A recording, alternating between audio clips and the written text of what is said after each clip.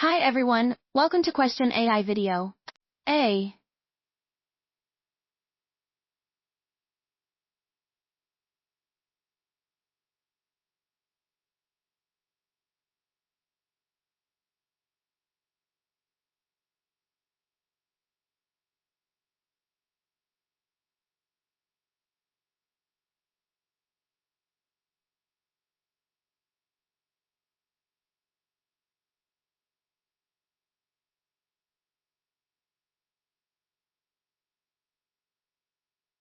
So, if a train and a car are both traveling at 60 miles per hour, their kinetic energies will depend on their masses.